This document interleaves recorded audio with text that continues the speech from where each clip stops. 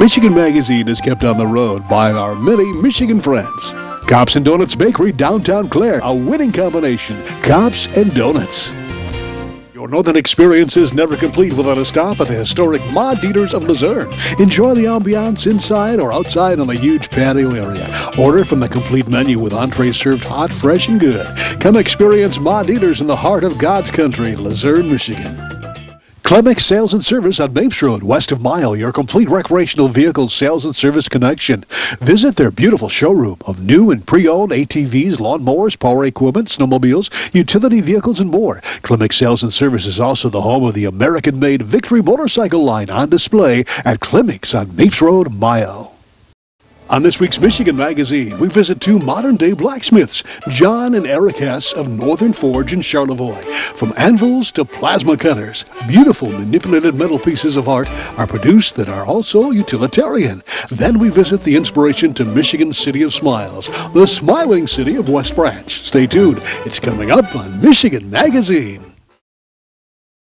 Cops and Donuts Bakery, downtown Clare, what began as a crazy idea among 9 police officers to purchase the historic Clare City Bakery quickly became an international phenomenon, carrying on a Michigan tradition with delicious donuts, pies, pastries, breads, original coffee, and more, plus a full menu at the new adjacent Traffic Stop Diner. Downtown Clare, a winning combination. Cops and Donuts.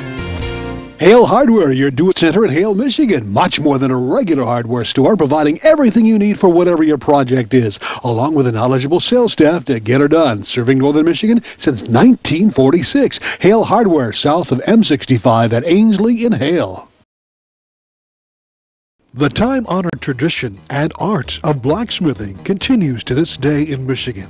The hand-forging of heated metals into wonderful utilitarian as well as art pieces is gaining growing numbers of followers, from hobbyists to true artists, as well as those who simply appreciate the work of a true craftsman.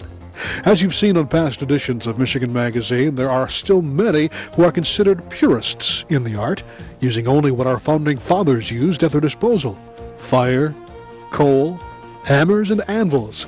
But there are some who may be considered modern-day blacksmiths, using the latest in technology to create their art, still relying on some of the old world ways, but always open to new and improved methods to get the job done faster, to fill a growing niche market of specialized products. Such is the case on this edition of Michigan Magazine as we visit Northern Forge and Fabrication of Charlevoix.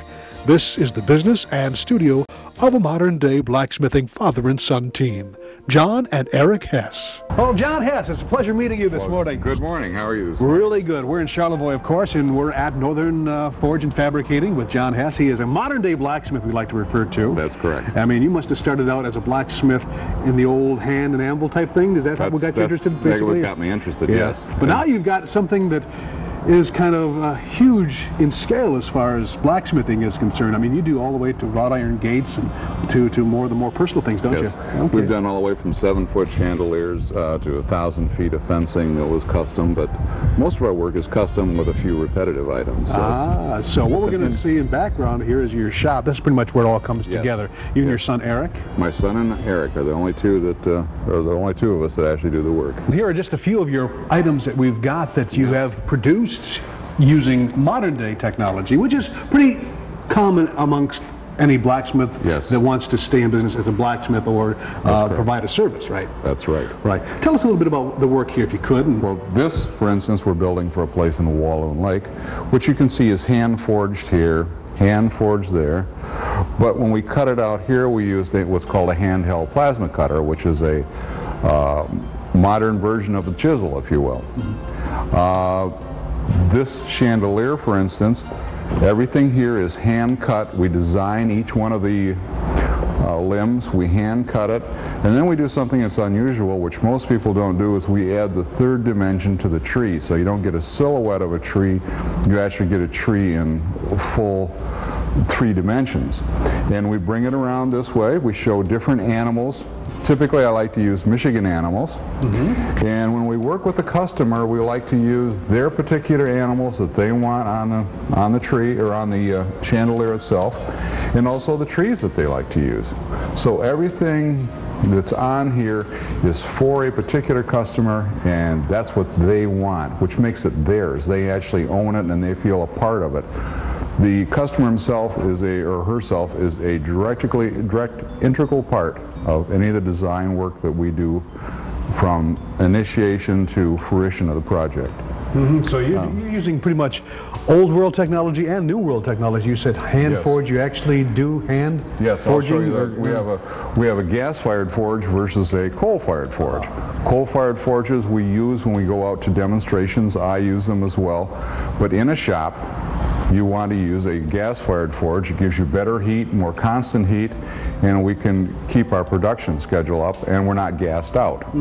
Several good things happen there. Right. But you also mentioned plasma cutter. What is a plasma cutter? Plasma cutter is something that came out recently. It's a halfway between a torch, acetylene torch, and a laser cutter, and it cuts with an electronic arc. It has a very short, small kerf, and because it has that small kerf, we can get in here and give you some very detailed work on the trees and on the animals. And if we didn't have that, we would be back to actually not even this. It would be more of a Christmas tree looking affair, where even this we can give you some real detail in the tree and make it look more realistic. And that's our whole thing, is to make it look realistic. You will see some of our chandeliers, the trees are falling over, and all the way down maybe even to here. We view this type of chandelier is the same way you would sitting in a deer blind in the woods. What does the woods look like? And you have trees falling down, you have branches on the ground. We have very few idyllic woods except in parks. And so we try and design everything we do around an environment that's typical to the animal. Before we go any further, John, with some of your work here, I wanted to find out exactly a little of your background, how you got into the world of blacksmithing, and how you developed to the point where you're supplying a really unique niche here in the Charlevoix area. How did it start? Well, I started out by being laid off by a company back about 10 years ago, when the economy wasn't doing very well. I had no blacksmithing experience. I had some metal working experience, and we started out by selling I-beams, channel, things like that were typically used in the construction industry. I found out very quickly that I couldn't compete with the bigger companies. So slowly but surely we found out that we had an artistic ability, and we started working in that particular direction. And over the years, it just kind of grew and grew and grew. And quite frankly, I don't sell an I-beam. I haven't probably sold an I-beam in the past 2 years, and that's not our business. Our business now is going into people's homes, working with them, and developing some unique products. Also, we do have some repetitives, what I call repetitives, that are sold in certain stores in the state of Michigan. You had pretty much the basic knowledge of metalwork and their interaction, so did you have any input from the blacksmiths before you went into your direction? Or yes. You just kind of self-taught, or no, or what? No, there's blacksmiths teach one another, and what's nice about the blacksmiths in this area is they share everything. A fellow by the name of Steve Anderson got me started. Dan Nichols down in Traverse City has helped me out. Several of the smiths in the area have really helped an awful lot. They're an amazing group of people. They share everything, which is really interesting as compared to other professions or trades, which everybody has a trade secret. You're right. It's not that way. I mean, it's an intricate... Pat Hayes, who you've filmed before, will tell me anything that I need to know. Also, not only Pat, but I will tell him anything that I happen to know. A lot of people like to try blacksmithing, and I encourage them to do so, but they have to understand 2 or 3 things about blacksmithing. Number 1, it's hot.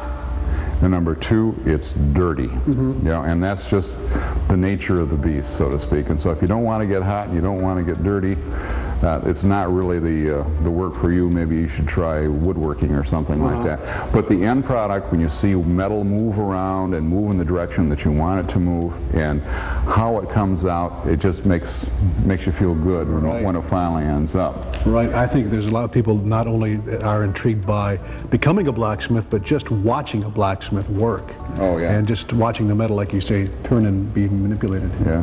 Now, this is my son, Erik. Erik, pleasure to meet you. Nice to meet you. Now, how do you feel about blacksmithing? What drew you two together? I father and son, of course, but blacksmithing, why did it draw you? I don't know, I just like doing it, I like working with metal, I like making things and not working for other people. That's right. Came to work for this guy. And it's been working out great. Yep. A lot of great stuff in the world of metal and blacksmithing that I wasn't aware of. Any surprises on your part as far as when you got into it, or? It's just a lot more work than a lot more work than it looked to be, isn't it? Yeah. Yeah. New challenge every day. Yeah. Something new for somebody. So. Erik is the real worker of the two of us. I do more of the sales and talking on the telephone, but when it comes to actually cutting out and doing a lot of the forging, Erik, although I consider myself halfway decent, is so far above me in what he can do that he does most of the actual grunt work, if you will. So he should take the credit for a lot of these things over here are actually more his work than mine. Oh, so. boy. Oh, and he's very artistic, which is really helps us out an awful lot. Well, as we could tell just by looking around us in the studio, this pair enjoyed what they were doing. The detail and pride in each piece will stand as a proverbial silent testimony for centuries to come of handmade quality, not only in the homes, but also as actual parts of the home itself, and even the gates that surround the homes. Another true Michigan art team, John and Erik Hess of Charlevoix.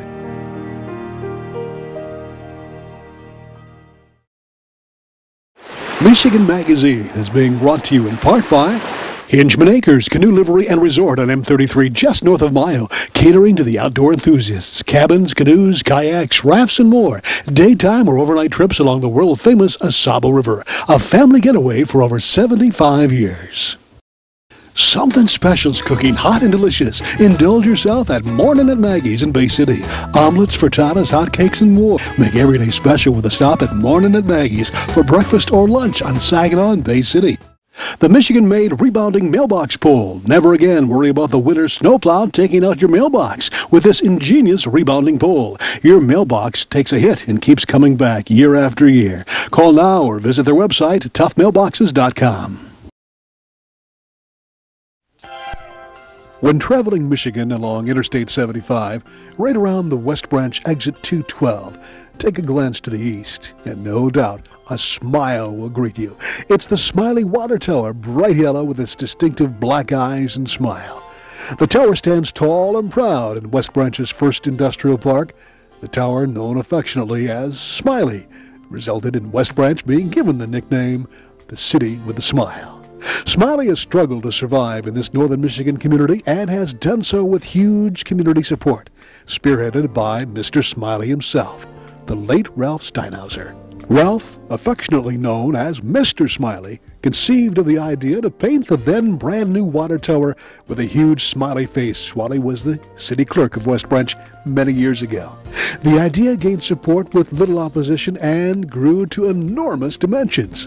Smiley has now become somewhat of a celebrity, not only spawning an annual Smiley Day celebration, but attention from around the world.